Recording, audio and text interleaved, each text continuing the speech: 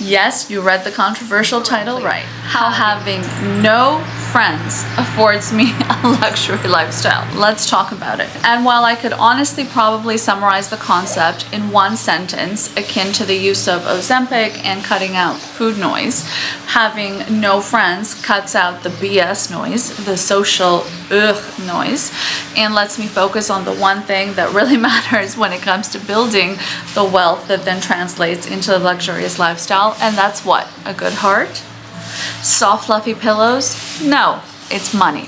So it is like a one sentence concept, but again, you're here, I'm here. Let's make some good use of our time and delve deeper into what is a very controversial topic. Okay, so let's peel back the onion a little bit as I'm looking at this massive lizard about to enter my villa here in Mauritius and crying on the inside. Okay, so when I was around 12 years old, I actively made the decision to not keep friends. So it kind of starts there. Now, by the time I reached 12 years old, I had, as you would imagine, a lot of things had happened because this is not a conventional decision, right? So surely some unconventional spooky wookies took place in the background. And while perhaps I'll get into those in detail in a later video, just big picture, again, you can probably infer that a lot of very traumatic things had happened between, that I had seen in a family setting and so on and so forth. But seeing those kind of things in a family setting really jiggles your brain to be like, well, wait, if family members can't be trusted, then what the hell am I spending time, investing in friends for? And to be fair, at the same time as all this like family mumbo jumbo was taking place, I also did objectively have friend issues, friend drama. Imagine the drama of a friend that a friend can bring into your life at 12 years old. But there I was with friend drama. And I had also had, so the first, I am a lawyer, so the first indicia was the family situations. The second was just general friend BS overall. I had begun to, pick up on the scent.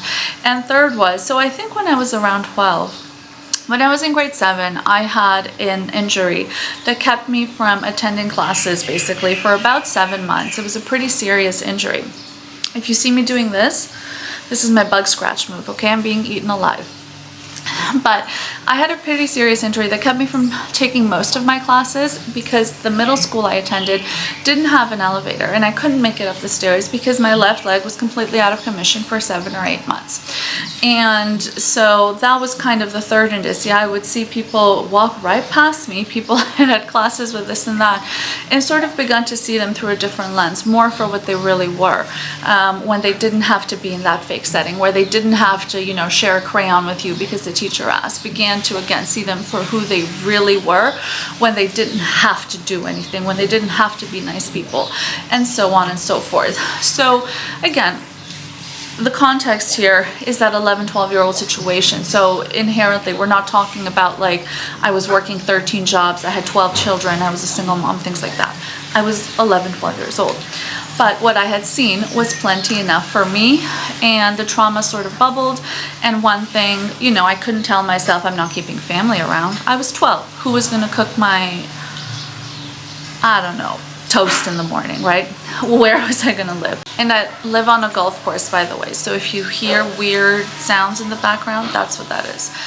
But cutting friends out was a pretty easy place to start trimming the fat in my life and start focusing on what I really, really wanted. And I always wanted, again, because of what?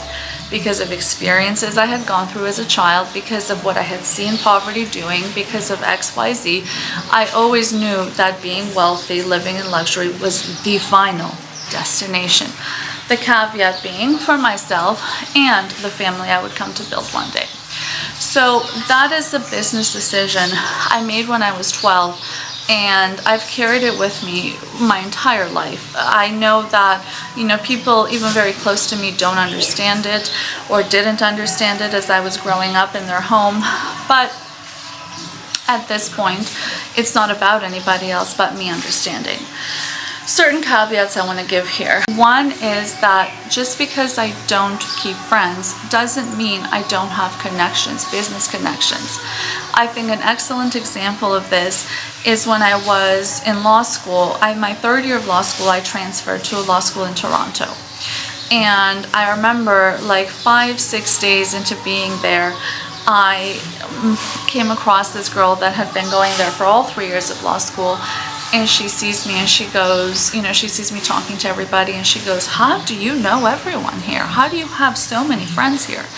And I corrected her and I said, "I don't have any friends here, but I know everybody because trying to talk through the context of, building business, helping each other, things like that, I have a lot of acquaintances here, a lot of connections here." And in those 5-6 days, I had come across, run through more names than she had in 3 years of going to school there. And again, bringing that perspective, I think, helps as well. Just because I say no friends doesn't mean I am team no human. Something else that I think is an important distinction and that has helped me keep sane in the midst of it all, in the midst of a friendless life, is that I have come to build a very large nuclear family of my own. And truth be told, at this point, even if I had friends, I don't know what time I would have to give them. I don't know what short end of the stick they would be getting, and if they would want to be around me at this point anyways. But having built that large nuclear family keeps me sane as well. So because I don't have friends doesn't mean I don't have people. I have a lot of people in my life. Do I recommend the decision of being friendless by choice? For me, it's something that's worked out really, really, really well in this life. It really has.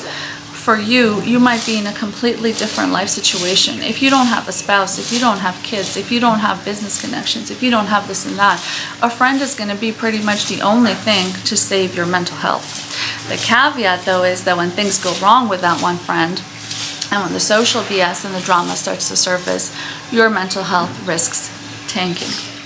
And that is, tied back to 11, 12-year-old Pam, who noticed those patterns, who noticed those risks, and why I became friendless by choice to begin with. The investment in friendships was one that came with huge unnecessary risk and potentially very low return on investment for me. Again, driving my decision to be friendless by choice. But I am business connectioned aplenty, family membered, thank God, aplenty, and so on and so forth. My life is full of human connection despite being friendless. And for what it's worth, being friendless did cut out all the food fat equivalent of Ozempic, did cut out all the human social BS fat. Can you imagine? I was seeing on TikTok the other day these two girls arguing over a bill for dinner. Can you imagine having the time to waste on that? No. Thank you for watching. I hope you got the main message here that, being friendless, first of all, was like a trauma-initiated thing for me. I'm not sure that I would have chosen to go the same route if I hadn't experienced what I had. But my experiences are the only things I've ever lived through. And so there it goes. That's the decision it led me through since I was 12 years old. Do I regret my decision? Not at all. I thank God every day for every good thing I have. And again, I know myself, and I know, and by the way, it's not something that's uncommon with successful people. Most ultra successful people don't have somebody they can call a friend. Ask Ronaldo, ask Jeff Bezos, ask Elon Musk how many besties they have in their life that they would trust life or death. And when the answer is 0 across all of them, or maybe 1, for Ronaldo, I imagine it's his mother for sure. What's the point? What's the point? Again, thank you for watching. This was a bit of an interesting one for our luxury lifestyle channel, but the second theme of this luxury lifestyle channel is touch grass, aka real life conversations. And here we are. If that's something you're into, subscribe and let's keep growing together.